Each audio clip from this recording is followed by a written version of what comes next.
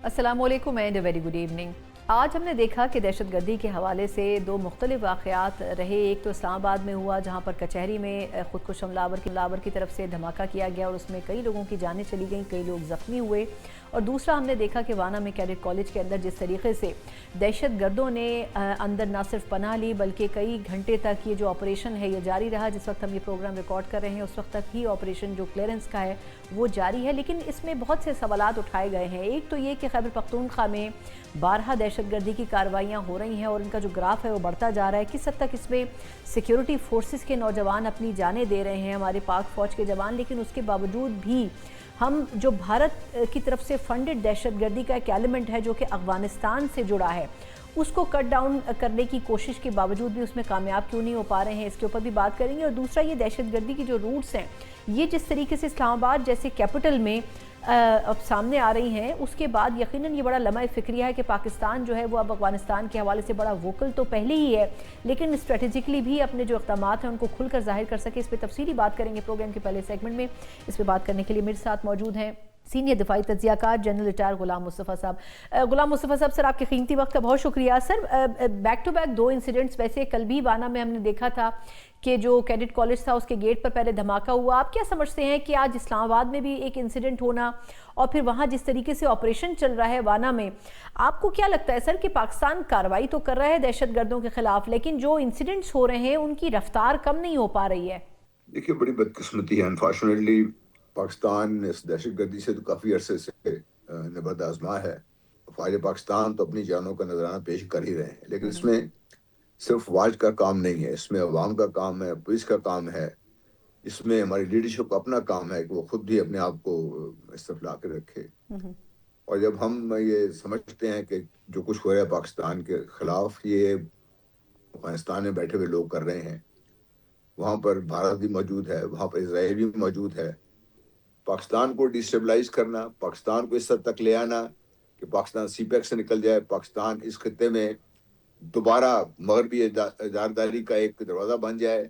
ये जो लोगों के मफादात हैं, हम बहुत सतही तौर पर हम सोचते हैं चीज़ों को। हमारा ख्याल ये है कि शायद ट्रंप साहब ने, चूँकि भारत के खिलाफ वो बात करते रहते हैं, लेकिन हम भूल जाते हैं कि ट्रंप साहब और अमेरिका दो मुख्तलिफ चीज़ें हैं। ट्रंप साहब के बयानात पे हम जाते हैं, हम ये नहीं देख रहे कि अमेरिका कर क्या रहा है, अमेरिका ने क्या किया हुआ है इसमें।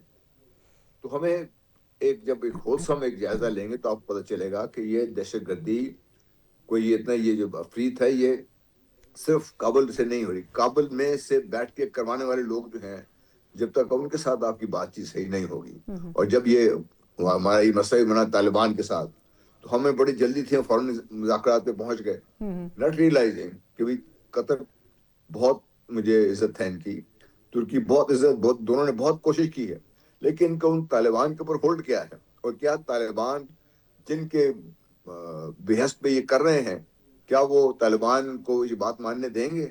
तुर्की, कतर, इनकी होल्ड कितनी है तालिबान के ऊपर? क्या वो तालिबान को मजबूर कर सकते हैं कि आप? अच्छा गुलाम मुस्तफ़ा साहब, सर मुझे एक सवाल की इजाज़त दें इसी नुक्ते से मुतालिक। आपने दुरुस्त कहा कि जो तालिबान इंस्ट्रक्शंस दे रहे हैं वो तो किसी हद तक उस पर डिपेंडेंट हैं जो मुज़ाकरात के लिए बैठे थे। सर इस वक्त जो टेररिज्म अफगानिस्तान से हो रहा है उसमें अब कहा यह जा रहा है कि जो वहाँ की हुकूमत है तालिबान की वो उनकी बखूबी नॉलेज में है, तो फिर हम ये समझें या अपनी पॉलिसी के ऊपर इस तरफ शिफ्ट करें कि चाहे TTP हो चाहे वो ओवरऑल तालिबान की हुकूमत हो, फिर ये एक ही चीज़ है। मतलब बेसिकली अफगान गवर्नमेंट की कंसेंट के साथ ये सब कुछ हो रहा है। पाकिस्तान को फिर इस हवाले से क्या करना चाहिए? देखिए, उनके इजाजत के बगैर या उनके साथ मिली भगत के बगैर तो हो सकता नहीं ना, ये पॉसिबल ही नहीं है, क्योंकि वो तालिबान जो ये रजीम है ये तो पूरे अफगानिस्तान में फैली हुई है। इनका आपस में जो भी इख्तलाफात हों, लेकिन चंद एक बातें पे जब ये जहाँ से इनको पैसा मिलता है उस बात तक मुत्तफिक होते हैं ये लोग ही। तो देखिए, हमने अपनी तय तो कोशिश करके देख ली, इसको थोड़ा बढ़ाना पड़ेगा दायरे को। हमें ये सोचना पड़ेगा कि तालिबान की जो हुकूमत है यहाँ पर, इसको कौन इनका जो नाक जमीन रगड़ के इनको से बात मनवा सकता है, और ये तुर्की, कतर के बस की बात नहीं है। I am very sorry to say that. ये आप जब तक इसको एक रीजनल अप्रोच नहीं बनाएंगे, अभी खुशकिस्मती से ईरान पाकिस्तान एक पेज पर है, रूस पाकिस्तान के साथ है इस चीज पर, چین پاکستان کے ساتھ ہے اس چیز پر. تاجکستان سے بھارت کا جو وہاں پہ فٹ اسٹیپس تھے وہ کم ہوتے جا رہے ہیں آہستہ آہستہ, اسی طرح امریکہ کے وہاں سے فٹ اسٹیپس کم. تو یہ ممالک ہیں جو باقاعدہ گھیرے ہوئے ہیں افغانستان کو, اور یہ وہ ممالک ہیں جو افغانستان کا ناطقہ بند کر نہیں, سکتے لیکن ہیں. غلام مصطفیٰ صاحب یہ تو میرے لیے بڑا سرپرائزنگ ہے, آپ کہہ رہے ہیں کہ ترکی اور قطر کی بات کو کوئی ویٹیج نہیں دے گا افغانستان, تو آپ کے خیال میں پھر کیا کریں, پھر بھارت سے بات کریں جو اصل میں پیسہ لگا رہے ہیں افغانستان میں؟ نہیں, ترکی, میں نے کہا ترکی اور قطر کا جو ویٹیج ہے نا وہ اس طرح اتنا مضبوط نہیں ہے کہ وہ طالبان کو کان سے پکڑ کے کام بات کروا سکیں. اچھا غلام مصطفیٰ صاحب, سر قطع کلامی کی معذرت, لاسٹ کویسچن اس میں چاہوں گی آپ اس چیز کو تھوڑا سمرائز بھی کر سکیں کہ جس طرح اب اسلام آباد میں انسیڈنٹ ہوا, آپ کو یاد ہے کہ تقریباً 1.5 سال پہلے I-10 میں بھی ایسا انسیڈنٹ ہوا تھا. اس کے بعد گورنمنٹ نے یہ ڈیسائیڈ کیا تھا کہ اسلام آباد میں جتنے بھی انلیگلی موجود افغانی شہری ہیں ان کو نکالا جائے شہر سے. آپ کو یاد ہے سر اس میں کتنا ریزسٹنس پیدا ہوا تھا افغانستان کی گورنمنٹ کی طرف سے, اور اس کو ایک ہائپ ملنے کے بعد پھر اس کو سلو ڈاؤن کر دیا گیا تھا. یہ کتنا ضروری ہے سر کہ ہم مطلب کیپٹل پہ تو کمپرومائز نہیں کر سکتے ہیں, کہ ہم جو پالیسی بنا رہے ہیں اس پہ امپلیمنٹ بھی کریں, کیونکہ اگر ہم خیبر پختونخوا جائیں وہاں پر بھی جو اسٹیٹ کی پالیسی ہے اس کو اس طریقے سے اون نہیں کیا جاتا ہے. تو یہ کتنا ضروری ہے سر کہ ٹیررزم سے ریلیٹڈ پالیسی کے اوپر ہم ایک پیج کے اوپر موجود ہوں؟ یہ کرٹیکل ہے, اس میں تو کوئی دوسری رائے ہے نہیں, کرٹیکل ہے. یہ کرٹیکل ہے کہ آپ کے جتنے بھی آپ کی ایلیمنٹس ہیں, چاہے وہ کے پی کی حکومت ہے, چاہے آپ کے باقی ایلیمنٹس ہیں, they have to be on one page and they have to be following one strategy. اس کے مطابق ہر ایک اپنا اپنا رول ہو, کام کرے اس میں. بالکل ٹھیک, بہت بہت شکریہ. ہمارے ساتھ جنرل ریٹائر غلام موجود ہے. بہت ہی زبردست انالیسز اس وقت کی سچویشن کو اگر مد نظر رکھا جائے, لیکن پاکستان کے پاس آپشنز بڑے محدود ہیں, اور اس میں سب سے زیادہ امپورٹنٹ یہ ہے کہ پاکستان دہشت گردی کے خاتمے کے لیے کسی بھی حد تک جا سکتا ہے. اب تک کی جس طریقے سے ہم یہ سیگمنٹ اپنا ریکارڈ کر رہے ہیں تو وانا میں جو کیڈٹ کالج ہے وہاں سے تمام اساتذہ کو اور بچوں کو نکالا جا چکا ہے, جو اسٹوڈنٹس ہیں ان کو نکالا جا چکا ہے. ان کے عزائم بھی بلند ہیں اور اس کے ساتھ ساتھ وہ ہر طرح کی سچویشن کے لیے تیار بھی تھے, لیکن ہمارے سیکیورٹی اداروں نے بھرپور بہادری کے ساتھ نہ صرف یہ کہ ان کو سکسیسفلی باہر نکال لیا ہے, بلکہ ان تینوں دہشت گردوں کو بھی جہنم واصل کرنے کی پوری کوشش ہوگی جب تک کہ اس حوالے سے کلیئرنس نہیں ہوگی. اس پہ اپڈیٹس بھی ہوں گی, لیکن اب ایک مختصر وقفے کے بعد ہم تھوڑا سا بات کرنے جا رہے ہیں کہ ایک طرف وانا میں اور اسلام آباد میں دہشت گردی کی یہ کارروائیاں ہوئی ہیں, دوسری طرف قومی اسمبلی میں آج 27ویں ترمیم کا بل پیش کیا گیا ہے. کس حد تک اس پہ اپوزیشن نے احتجاج تو کیا ہے, لیکن کتنی ووکل رہی پارلیمنٹ میں سوائے احتجاج اور واک آؤٹ کے, اور حکومت اور اس کے اتحادی اس سے کتنا بینیفٹ گین کریں گے, آگے چل کے اس پہ بات کریں گے ایک بریک کے بعد. بریک کے بعد ایک بار پھر آپ کو خوش آمدید کہتے ہیں. جس طرح ہم نے دیکھا گزشتہ روز سینٹ سے بڑی آسانی کے ساتھ 27ویں ترمیم پاس ہو گئی, اور بظاہر لگا کہ پاکستان پیپلز پارٹی اور مسلم لیگ نون ایک پیج پر ہیں. آج سرپرائزنگلی پاکستان پیپلز پارٹی کی طرف سے ایک بڑی طویل پریس کانفرنس کی گئی. آج قومی اسمبلی میں بھی یہ بل ٹیبل کیا گیا, لیکن ہم نے دیکھا کہ جس طریقے سے تقاریر ہوتی رہی قومی اسمبلی میں, بظاہر ماحول کوئی خوشگوار محسوس نہیں ہوا. شازیہ مری صاحبہ نے بڑی تفصیلی پریس کانفرنس کی اور اس میں عدلیہ سے متعلق انہوں نے کھل کر کرٹیسائز کیا, اور انہوں نے کہا کہ جو آج کل کانسٹیٹیوشنل کورٹس کی ایک بحث ہو رہی ہے, یہ تمام وہ چیزیں ہیں جو کہ ماضی میں آئین اور قانون کا حصہ بنائی گئی, اور یقیناً اس میں پاکستان پیپلز پارٹی کا کوئی رول نہیں ہے.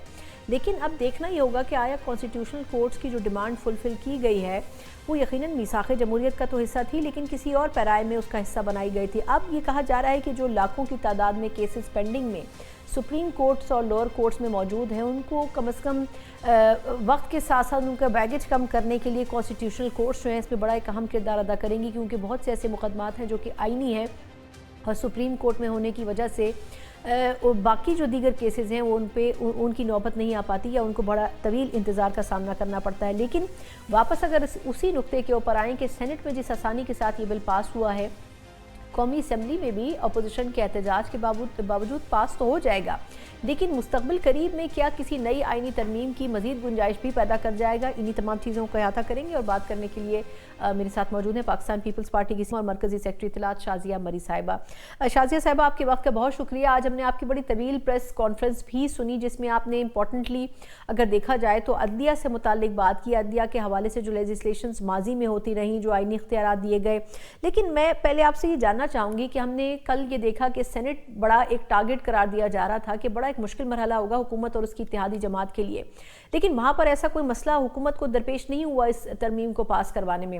اب آج قومی اسمبلی میں بھی ہم نے دیکھا کہ اپوزیشن احتجاج تو بظاہر کرتی رہی ہے، لیکن آپ کے خیال میں کیا پارلیمنٹ کے حوالے سے بھی اس وقت حکومت اور ان کی اتحادی جو ہیں ان کی تیاری اچھی ہے، اور پارلیمنٹ سے بھی اتنی ہی آسانی سے آپ لوگ اس کو اپروو کروا لیں گے؟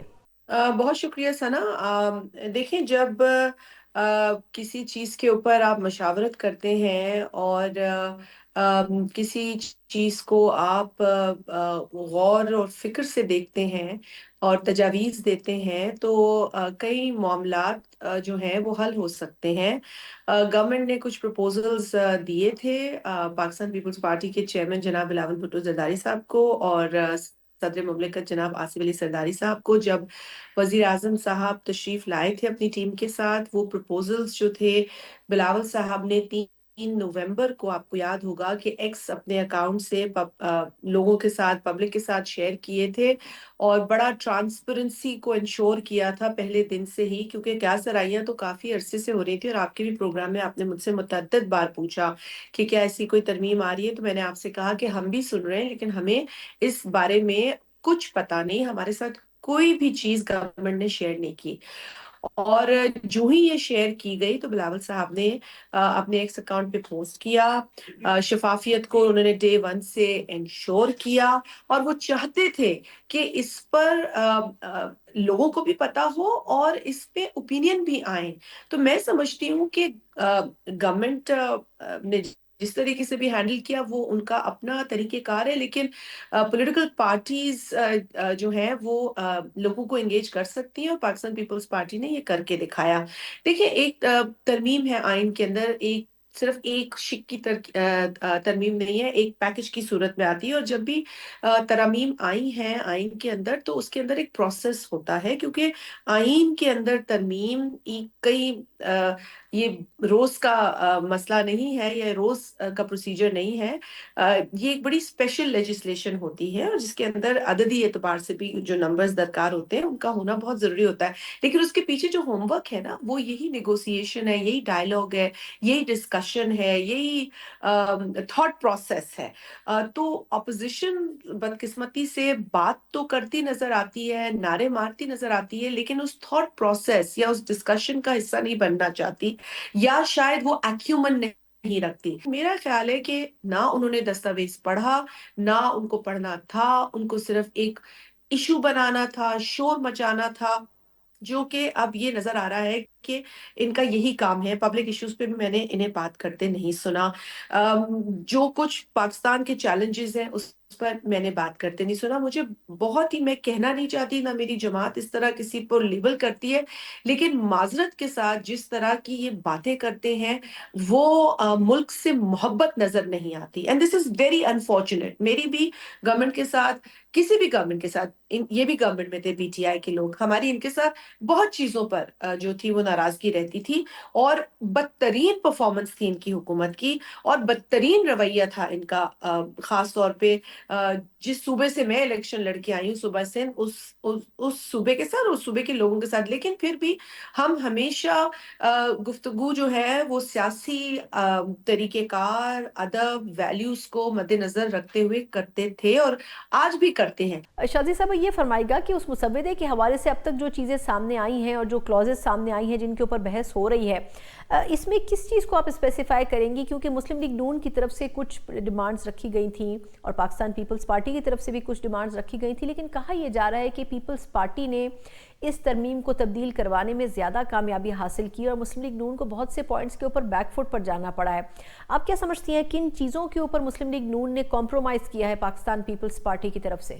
دیکھیں، مسلم لیگ نون کا جو انیشل پروپوزل تھا، اور جس کے بارے میں آپ لوگ نے بھی کچھ ٹاک شوز میں ذکر بھی کیا کہ کیا وہ این ایف سی ایوارڈ کا جو طریقہ کار جو مقرر ہوا ہے، جو کہ آئین کا حصہ بن چکا ہے، آرٹیکل 163A، بالخصوص اس کے اندر جو آپ لوگوں کو پتہ ہے کہ بار بار یہ بات ہوتی رہی کہ کیا اس میں کوئی چینجز آ رہے ہیں، کیونکہ یہی باتیں سننے کو مل رہی تھیں اس وقت، اور بھی کچھ ڈیولوشن کے حوالے سے سرائیاں تھی، لیکن جب یہ چیزیں سامنے آئی تو یہی تھا کہ جی 160 میں تو کوئی ترمیم کی جائے اور صوبوں کے شیئر میں چینجز کیے جائیں، اور پھر جو ڈیوالو سبجیکٹس ہیں وہ ڈیوالو سبجیکٹس جو ہیں وہ وفاق اپنے پاس لے لے. تو پاکستان پیپلز پارٹی کا بڑا کلیئر موقف ہے 18ویں ترمیم کے حوالے سے. ہم 18ویں ترمیم کو اپنی بہت بڑی اچیومنٹ، پاکستان کی بہت بڑی اچیومنٹ سمجھتے ہیں، کیونکہ اس میں صوبوں کی جو دیرینہ ڈیمانڈز تھیں ان کو پورا کیا گیا، صوبوں کو خود مختار کیا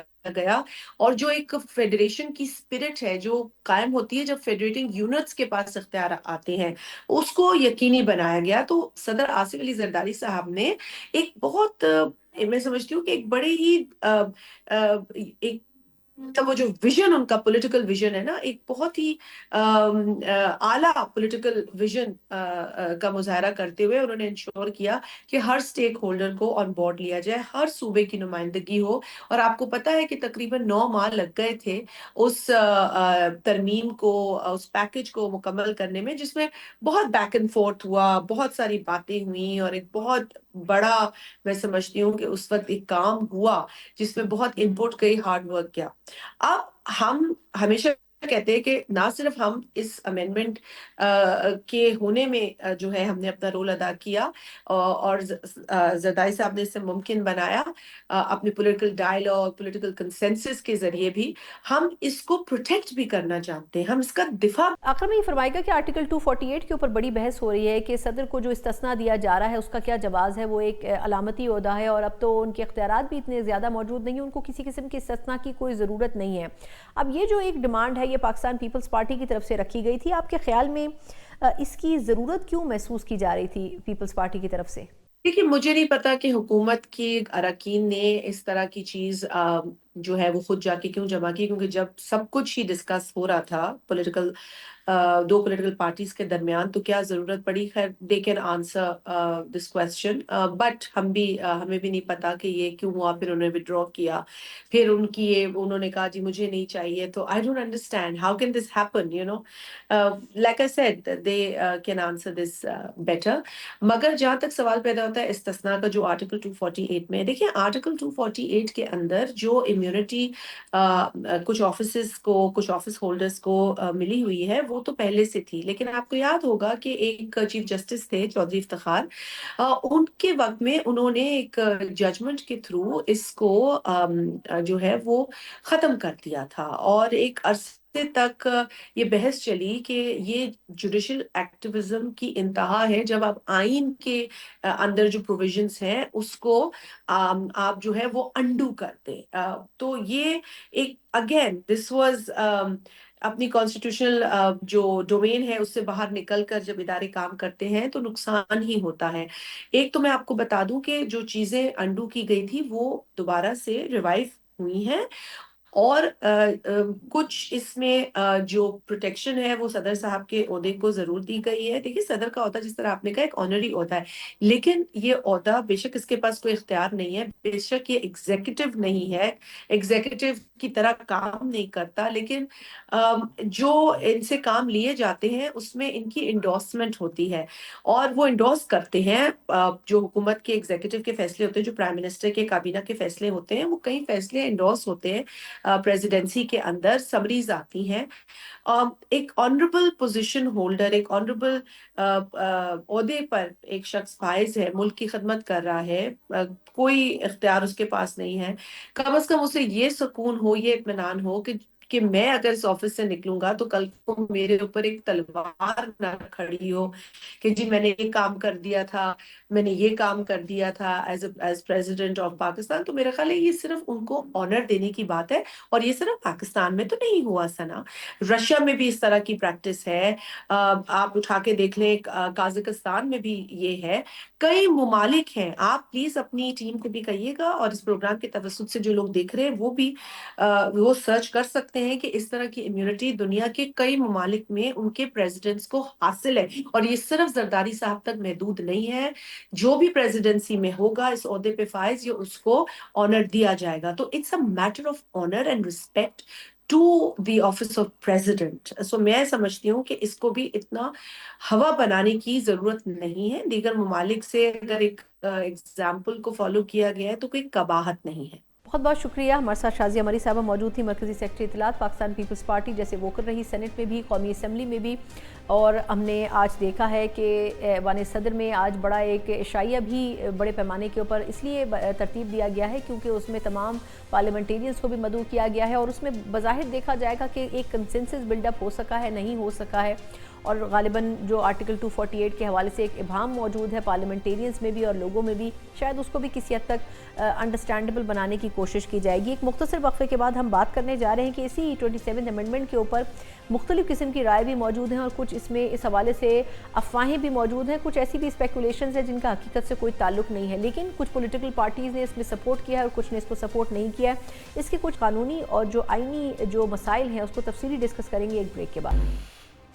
ब्रेक के बाद एक बार फिर आपको खुशामदीद कहते हैं। जिस तरह हम देख रहे हैं कि इस वक्त सियासी मंजरनामे पे जो बहुत बड़ी डेवलपमेंट है 27वीं तरमीम, जिसके बारे में कहा जा रहा था कि शायद हुकूमत के लिए बड़ा मुश्किल फेज साबित होगी, बज़ाहिर ऐसा मुकम्मल तौर पर मुख्तलिफ अंदाज में हमें नज़र आया। जितना सेनेट से आसानी के साथ ये तरमीम पास हुई है, कौमी असम्बली से इससे भी ज़्यादा आसानी से होगी। लेकिन एक डिबेट जो चल पड़ी है वो ये कि आया हुकूमत की जो इत्तेहादी जमातें हैं उन्होंने किस हद तक सपोर्ट किया, कितनी अंडरस्टैंडिंग हुई। कहा यह जा रहा है कि पाकिस्तान पीपल्स पार्टी ने बहुत से अहम नुकात के ऊपर मुस्लिम लीग नून को बैकफुट पर किया और अपनी बहुत सी ऐसी चीज़ें थी जो कि मनवाई। इस गिव एंड टेक की सिचुएशन में हमने देखा कि NFC बहुत पीछे रह गया। इसमें हमने देखा कि बल्दियाती सिस्टम के हवाले से अमेंडमेंट्स नहीं हो सकी, लेकिन बहुत सी प्रोडक्टिव चीज़ें भी हुई और बहुत सी ऐसी चीज़ें भी हुई जो आइन और कानून का तकाजा ज़रूर थी, लेकिन सियासी जमातों की एक्सेप्टेंस इस हवाले से मौजूद नहीं थी। इसमें बज़ाहिर ये देखना होगा कि 27वीं तरमीम में जो चंद अहम तरीन आर्टिकल्स जो कि उसका हिस्सा बनाए गए हैं उसमें किस हद तक जो अंडरस्टैंडिंग एक मौजूद है और उसके हवाले से जो प्रोपेगेंडा किया जा रहा है, पैरेलल ये दोनों चीज़ें चल रही हैं, लेकिन इस हवाले से अंडरस्टैंडिंग क्लियर होनी बड़ी ज़रूरी है।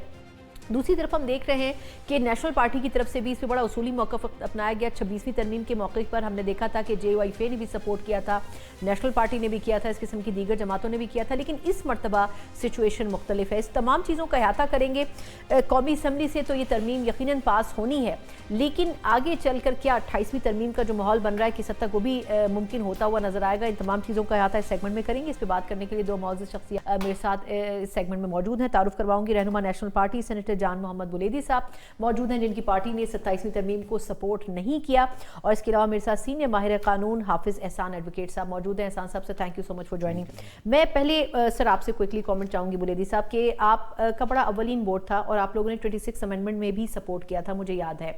इस अमेंडमेंट को सपोर्ट ना करने की वजह क्या थी सर? देखिए मैम, एक तो हम समझते हैं कि जो 73 का कॉन्स्टिट्यूशन है उसमें जितनी कमज़ोरियाँ खामियाँ थी ना वो 18वीं तरमीम में पूरी हो गई। एक कंप्लीट दस्तावेज़ है और मैं समझता हूँ जिस पे पूरी कौम आप समझें या पूरा पाकिस्तान समझें, तमाम पॉलिटिकल लीडरशिप ने इस पे बड़ी कंसेंसस के साथ ये सारी चीज़ें कर दी है ना।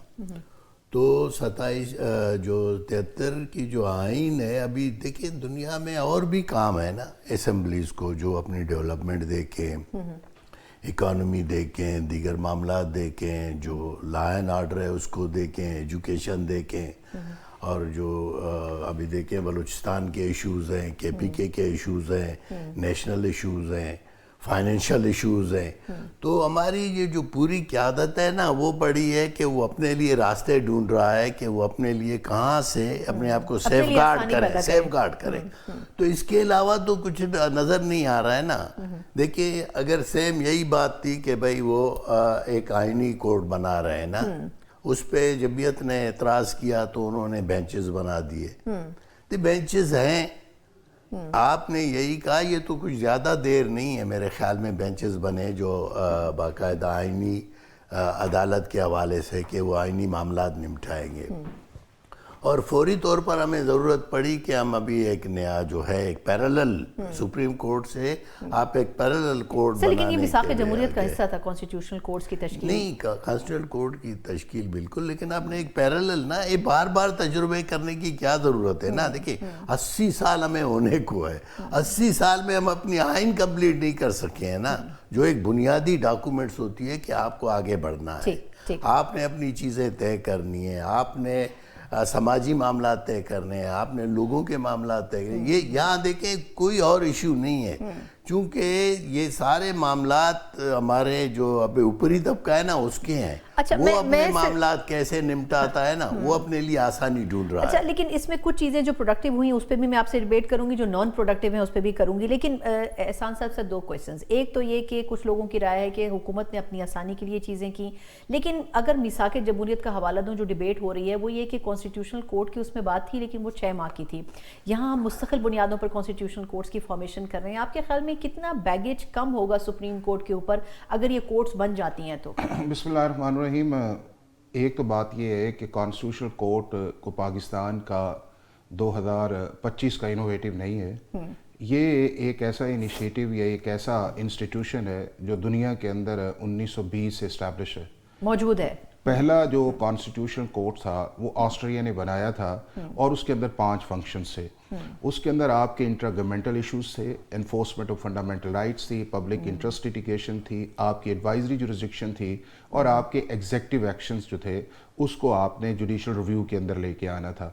اب آہستہ آہستہ جب چیزیں بڑھتی گئیں اور دنیا کے اندر لیجسلیشنز بھی آتی گئی, سبجیکٹس بھی آتے گئے, تو اس چیز کو بہت سارے ممالک نے اڈاپٹ کرنا شروع کیا, اور وہ تقریباً اس وقت 80 سے زیادہ ممالک ہیں جنہوں نے اس کو اڈاپٹ کیا. بنیادی یہ ہے کہ آپ کا ایک تو اسپیشلائزڈ ایریا ہو, نمبر 2 یہ ہے کہ آپ کا سینٹرک اور فوکسڈ ایریا آئے, نمبر 3 یہ ہے کہ جو آپ کے ریگولر میٹرز ہیں, جو آپ کے سول میٹرز ہیں, کرمنل میٹرز ہیں, ٹیکس کے میٹرز ہیں, یا اس کے بعد آپ کے جو فیملی میٹر جو بھی آپ کے سول رائٹ سے متعلقہ ہے ادر دین کانسٹیٹیوشن, کہ وہ ایک باٹل نیک سے ہوتے ہوئے اگر سپریم کورٹ کے اندر آتے ہیں تو وہاں کے اوپر 2 ایریا کر دیا جائے. اب دنیا میں سنا جہاں جہاں کانسٹیٹیوشنل کورٹ بنی ہے کسی ایک ملک نے بھی اس کو ریورسل کی طرف نہیں لے کے گئے. اب آ جاتے ہیں پاکستان کے کانٹیکسٹ کے اندر. پاکستان کا کانٹیکسٹ یہ ہے کہ 26 امینڈمنٹ پہ جب بات کی گئی کانسٹیٹیوشنل بینچ کے اندر, یہ بالکل بات نہیں ہے کہ جی مولانا فضل الرحمان صاحب نے کہا کہ کانسٹیٹیوشنل بینچ بنائیں, چونکہ یہ ساری پولیٹیکل پارٹیز جو تھیں یہ کانسٹیٹیوشنل کورٹ پہ تھیں, 2006 سے تھی آن ورڈ تھیں, اور یہ کوئی ایسی چیز نہیں تھی. اور دوسرا میرا خیال ہے کہ سپریم کورٹ کا جو اپنا کانڈکٹ ہے, اگر آپ 73 کے کانسٹیٹیوشن کو سیکروسٹینٹ مانتے ہیں تو اس کے اندر تو پاکستان کا چیف جسٹس سینئر موسٹ جج ہے ہی نہیں ہے, جو سپریم کورٹ نے خود کہا کہ ہمارا سینئر موسٹ ہوگا. اس کے اندر تو کسی جگہ یہ نہیں ہے کہ جی ساری اپوائنٹمنٹس جو ہیں وہ جوڈیشری کرے گی. وہ ایک پروسیس آج بھی انڈیا کے اندر, بنگلہ دنیا بھر کے اندر وہی ہے کہ ایگزیکٹو اور جوڈیشری مل کے کر لیتی ہے. کبھی اس طرح نہیں ہوا کہ جوڈیشل کمیشن اگر 18th امینڈمنٹ آئی اور سپریم کورٹ نے کہا کہ ہم اسے نہیں مانتے, آپ 19ویں لے کے آئیں, تو آپ نے 19ویں لے آئے. جب 19ویں آئی جو پارلیمنٹری اوور سائٹ تھا, سپریم کورٹ کو اس ریڈنڈنٹ کر دیں. اور پھر اس کے بعد ایک آپ کو سیریز آف ایونٹس نظر آتا ہے کہ جس کے اندر جوڈیشل یا کانسٹیٹیوشنل اوور ریچ جو ہے وہ سپریم کورٹ کی جوڈیشل ایکٹیویزم سے آگے نکل گئی. اس میں چاہے پاناما آئے, یوسف رضا گیلانی آئے, آرٹیکل 63A آئے, 62(1)(f) آئے, ایون ریزرو سیٹس آئے یا ملٹری جو بھی آیا, کہ ایسے ایسے فیصلے پاکستان کی سپریم کورٹ نے کیے کہ جو کانسٹیٹیوشن یا لاء کے اندر نہیں تھے ان کو انہوں نے باہر جا کے کیے. تو ایک ایسی چیز, اور اس پہ اگلی جو چیز آئی کہ مہینے ان کیسز کے اوپر لگ جاتے. آپ دیکھ لیں کہ نیب کی امینڈمنٹس آئیں, 57 پیشیاں اس پہ لگ گئی ہیں. ملٹری کورٹس کا آپ حال دیکھیں کہ کتنا پہلے, کتنا 8-9 ماہ کیسز ریزرو سیٹس کا. تو وہ ایک ڈیزائر یا نیڈ تھی, اس کو 2025 میں ایک جو 24 کے اندر کمپرومائز کیا گیا کہ چلیں اگر پی ٹی آئی نہیں مانتی تو ہم لیکن وہ جو فارمولا تھا کانسٹیٹیوشنل بینچ کا وہ آپ کے سامنے آئے. ججز کی رفٹ آ گئی, ایک دوسرے کے خلاف لیٹرز آ گئے, ایک دوسرے کے خلاف آرڈرز آ گئے. آج کے دن تک پاکستان کی سپریم کورٹ کے جج اور 1-2 پولیٹیکل پارٹیز جو ہیں وہ نہیں مانتی کانسٹیٹیوشنل بینچ کو, وہ ان ججز کو, وہ کہتے ہیں کہ یہ بینیفیشری. اگر وہ ساری اس چیز سے ہے تو اگر آپ نے وہ ایک ایسا کام کرنے جا رہے ہیں, ہوا یہ ہے کہ پاکستان کے اندر جو ہے ایک وقت پہ آپ کا کچھ سٹینس ہوتا ہے, جب دوسرا وقت آتا ہے آپ کا سٹینس اور ہو جاتا ہے. گورنمنٹ میں ہو آپ کا اور ہے, پرائیویٹ ہو آپ کا اور ہے, اور الٹیمیٹلی اگر کوئی ہوتا نہیں ہے تو پھر آپ اگر یہ بیسک سٹرکچر کے خلاف ہے یا انڈیپینڈنس اور جوڈیشری کے خلاف ہے تو دنیا کے سارے ممالک جو آہستہ آہستہ اس طرف جا رہے ہیں وہ سارے ان کے نزدیک انڈیپینڈنس اور جوڈیشری نہیں ہے. میں واپس آپ کی طرف آتی ہوں, اس میں آپ نے بھی 2-3 نقطے اٹھائے, اس پہ بھی مجھے آپ سے تھوڑی سی اس کی تشریح چاہیے. بولیدی صاحب سر, ایک چیز تو آرٹیکل 248 پہ بڑی بحث ہوئی, مطلب صدر کے استثناء سے متعلق. ویسے اس کو بڑا اپریشیٹ کیا گیا کہ وزیر اعظم صاحب نے کہا کہ مجھے مجھے اس کی ضرورت نہیں ہے میرا نام لکھا جائے اس میں نام. لیکن پیپلز پارٹی اس پہ بڑا ایک مطلب ایک سٹانس لے رہی ہے کہ جی صدر تو کیونکہ ایگزیکٹو عہدہ نہیں ہے اور وہ ایک علامتی عہدہ ہے تو اگر ان کو یہ استثناء بھی حاصل ہو, مطلب یہ ڈیبیٹ کی ضرورت آپ کے خیال میں کیوں محسوس ہو رہی ہے؟ پولیٹیکل پارٹیز اپنی لیڈرشپ کو بہتر کرنا چاہتی ہیں. ماضی میں اگر دیکھا جائے تو اس میں بھی تو حقیقت ہی ہے نا کہ جو لوگ وزرائے اعظم رہے ہیں, صدور رہے ہیں, ان کے خلاف جعلی کیسز بنائے گئے اور ان کو پھر قانون کے دائرے میں بھی گھسیٹا گیا. دیکھیں یہی تو باتیں ہیں نا کہ ہم جو چیز لا رہے ہیں یا جو چیز تشکیل کر رہے ہیں ہمارے ذہن میں کیا ہے کہ ہم اپنے آپ کو کیسے بچائیں نا, کیونکہ یہاں ایک پارٹی نہیں ہے نا, مختلف پارٹیاں نا, ساری پارٹیاں ایک پہ متفق نہیں ہیں, ہر ایک اپنے دور میں متفق ہے, دوسرے کے دور میں متفق نہیں ہے. چیزوں کو ہم جب لیتے ہیں نا تو ہماری اپنی ایک پولیٹیکل سوچ ہوتی ہے کہ ہم اپنے آپ کو کیسے بچائیں نا. دیکھیں استثناء سے کیا مراد؟ استثناء تو کسی کا بھی نہیں ہونا چاہیے نا. اگر کسی نے غلط کی ہے دیکھیں لیکن اس کا معذرت کے ساتھ غلط استعمال ہوتا رہا ہے نا, تو اگر آپ استثناء دیں گے تو اس کا کہاں پازیٹیو استعمال ہوگا نا. آپ جن کو بھی جن کو بھی استثناء دیں گے, مجھے دیں, آپ کو دیں, کسی اور کو دیں, اس کے معنی ہے کہ ان کو آپ نے قانون سے بالاتر کر دیا. جو دیکھیے آپ پر کیس کب بنتی ہے, مجھ پر کیس کب بنتی ہے کہ میں وہ جو قانون ہے اس کو وائلیٹ کرتا ہوں, میں جو میرے جو دائرے ہیں میں ان سے تجاوز کرتا ہوں. تو آیا یہ تو کسی کے لیے بھی نہیں ہونا چاہیے نا. ہر ایک کو ایک پولیٹیکل دائرے میں, ایک معاشی دائرے میں, ایک سماجی دائرے میں ہونا چاہیے. میں یہ نہیں کہتا ہوں کہ جن کو استثناء دی گئی ہے خدا نہ خواستہ وہ اس طرح کے ہوں گے, لیکن یہ ایک جنرل بات ہے نا کہ ہم کیوں کسی کے لیے استثناء کرتے ہیں, کسی کے لیے نہیں کرتے ہیں. صحیح, بالکل ٹھیک. وزیر اعظم آ جاتی ہے کہ میرے لیے کریں, یا کوئی اور آ جاتا ہے میرے لیے کریں. دیکھیں ابھی تو کوئی 4 پرسنز ہیں جن کو استثناء حاصل ہو گئی ہے نا اس ترمیم میں نا, تو اس سے زیادہ نہیں ہے. لیکن جنرلی ہم سمجھتے ہیں کہ جو چیزیں غلط ہیں وہ نہیں ہونی چاہیے. ہم قانون بنا رہے ہیں نا, تو قانون ہم کس طرح بناتے ہیں کہ سب کے لیے ایکول وہ چاہیے نا, کہ آپ کے لیے گیم کے اور رولز ہیں, میرے لیے اور رولز ہیں, صاحب کے لیے اور رولز ہیں. تو ایسا نہیں ہے نا. گیم آف دا رولز ایک ہونا چاہیے نا. جو مسلم لیگ نون کو پسند ہے ضروری نہیں ہے وہ قانون ہو, جو پیپلز پارٹی کو پسند ہے ضروری نہیں ہے وہ قانون ہو, جو مجھے پسند ہے ضروری نہیں ہے وہ قانون ہو. قانون وہ ہو جو سارے جو ہماری عوام ہے, ہماری انٹیلیجنسیا ہے, ہماری بیوروکریسی ہے, سب اس پہ جب بات کرتے ہیں تو ایک چیز بنتی ہے, کنسنسس ہونا چاہیے. اچھا حافظ احسان صاحب, جب آپ کو یاد ہوگا 26th امینڈمنٹ آئی تھی اس وقت یہ ڈیبیٹ چل پڑی تھی. کسی حد تک یہ نقطہ میں اس کو اس لیے درست سمجھوں گی کہ اس وقت لائرز وغیرہ جو ایکسپرٹس تھے انہوں نے کہا تھا کہ اس میں کچھ ایسے فلاز رہ گئے جس کو 27th میں کور کرنا پڑے گا, اور پھر ایونچولی ہم نے دیکھا کہ 27th امینڈمنٹ جو ہے وہ لانی پڑی. آپ کے خیال میں اس وقت جو کانسٹیٹیوشنل کورٹس بنانے کی بات ہو رہی ہے, اس کو بھی جو اب کہا جا رہا ہے کہ جی 28th امینڈمنٹ بھی آئے گی, آپ نہیں سمجھتے کہ اگر گورنمنٹ یا ان کے اتحادیوں نے بات چیت بھی کی ہوگی تو جو اس کے پروز اینڈ کونز ہیں اس کو مد نظر رکھ کے کانسٹیٹیوشن بنے؟ اور دوسرا, کیونکہ لاسٹ یہ آنسر ہے, تو آرٹیکل 248 کے اوپر جو بات ہو رہی ہے آپ کے خیال میں اس کی ضرورت محسوس کی جا رہی تھی؟ اچھا, ایک کانسٹیٹیوشنل کورٹ پہ پہلے آ جاتے ہیں کہ کانسٹیٹیوشنل کورٹ جو بنائی گئی ہے آپ نے, میں نے اس وقت دن بھی کہا تھا جب آپ کو یاد ہوگا کہ ہم نے پروگرامز کیے کہ یہ جو آپ کا کانسٹیٹیوشنل بینچ کا پولیٹیکل فیسیلیٹیشن ہے یا آپ نے کہا تھا ایونچولی, مجھے یاد ہے آپ نے کہا تھا کہ جانا پڑے گا, پولیٹیکل اپیزمنٹ ہے نا آپ کے. ایک پارٹی جو ہے وہ 5 سال پہلے یہ کہتی ہے کہ ملک میں کانسٹیٹیوشنل کورٹ بننی چاہیے, اور ایک پارٹی جو انگیج کی جا رہی ہے اس کا لیڈر اسمبلی کے فلور پہ جا کے کہتا ہے کہ کانسٹیٹیوشنل کورٹ بننی چاہیے, اور جب آپ نیگوسیشنز کے اندر آتے ہیں تو آپ کے مدِ نظر کانسٹیٹیوشنل کورٹ نہیں ہوتی, آپ کے مدِ نظر پرسنالٹیز ہو جاتی ہیں. پی ٹی آئی کی یہ تھا کہ جی فلاں شخص جو ہے شاید وہ اس ملک کا پہلا کانسٹیٹیوشنل کورٹ کا چیف جسٹس بنے گا, تو لہذا ہم کانسٹیٹیوشنل کورٹ کی بجائے بینچ میں رہیں تاکہ نیا چیف جسٹس نہ آئے, اور لاسٹ مومنٹ پہ وہ بھی بیک آؤٹ کر گئے. اچھا وہی نا, اور جب آپ نے اس کے اندر کہا تو پھر آپ اس پہ پیرا دیتے ہیں نا, پھر آپ پیرا دیتے ہیں کہ جی کانسٹیٹیوشن, وہی وہ لوگ جو اندر بیٹھ کے جنہوں نے باتیں کی تھی کہ اس سے بہتر بینچ سے اچھا نہیں ہے, تھوڑے سے کیسے, تو پھر ٹرسٹ کر لیتے نا. پھر وہ ٹرسٹ بھی نہیں کیا, اس کو کریڈٹ بھی نہیں دیا, اس کو ڈسکریڈٹ کیا, اور اس کا ریزلٹس آج بھی آپ نے دیکھ لیا کہ جب 26ویں آئینی ترمیم لگتی ہے, کوئی کیس لگتا ہے, وہ کہتے ہیں یہ جج بینیفیشری ہے. تو کیا آپ اس ملک کے اندر پرماننٹ اس کانسٹیٹیوشنل انسٹیبلٹی کو رکھنا چاہ رہے ہیں؟ دوسرا یہ ہے کہ ابھی پھر وہ پرابلم آئی ہوئی ہے, وہ یہ ہے کہ آپ نے ادھر تو آپ نے ہٹا دیا نا کہ کانسٹیٹیوشن کورٹ بنایا, ادھر بینچز کا تھا کہ جی حکومت بینچ بنا رہی ہے.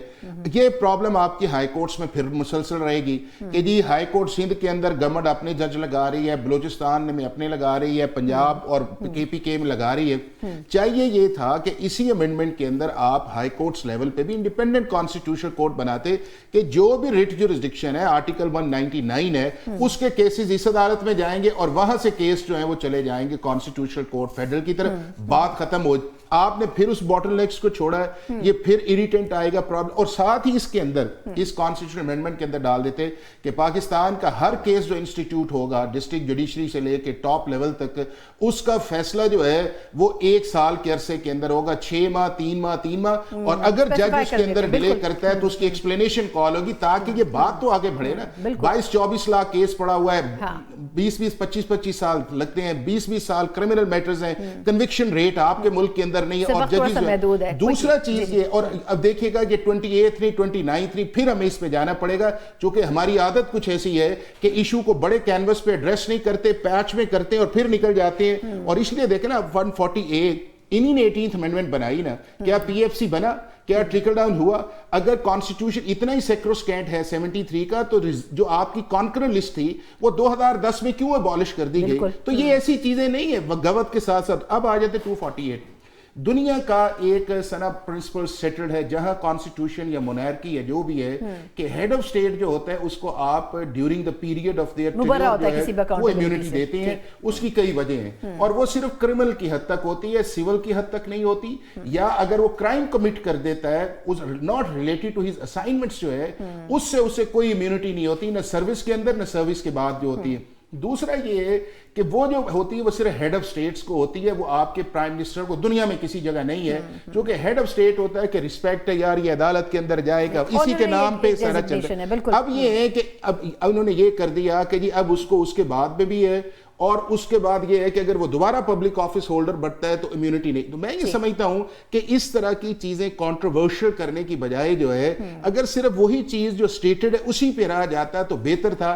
کہ آپ نے ایک ایسی چیز کو لے کے آئے ہیں کہ جس سے جو ہے اننیسیسریلی ڈیبیٹ بنائی گئی ہے کہ جی اچھا جی وہ پبلک آفس میں جائے گا, کب ہوگا, کس طرح ہوگا. میرا خیال ہے کہ اس میں چیزوں کو پروڈکٹیوٹی کی طرف لے کے دیکھنا چاہیے. اور جب آپ امینڈمنٹس بھی بنائے نا جی, آپ نے 2-3 بڑے اچھے کام کیے ہیں, ایک آدھ کے اندر ڈال کے اب سارا کچھ جو ہے 248 کی طرف جا رہا ہے, وہ ختم ہو چکا ہے. بہت بہت شکریہ. سینس آف ریئلائزیشن لیجسلیچرز کو کرنی چاہیے. بالکل ٹھیک, بہت بہت شکریہ سینیٹر جان محمد ولیدی. احسان ایڈوکیٹ صاحب بہت ہی ڈیٹیل انالیسز یقیناً سچویشن کے حساب سے, لیکن اب دیکھنا ہوگا کہ آیا 27th امینڈمنٹ کے اوپر بات رکتی ہے یا اس سے آگے مزید بھی امینڈمنٹس ہمارے سامنے نظر آئیں گی. اسی کے ساتھ ہی پروگرام کا وقت ختم ہوتا ہے. مجھے اجازت دیجیے, اللہ حافظ.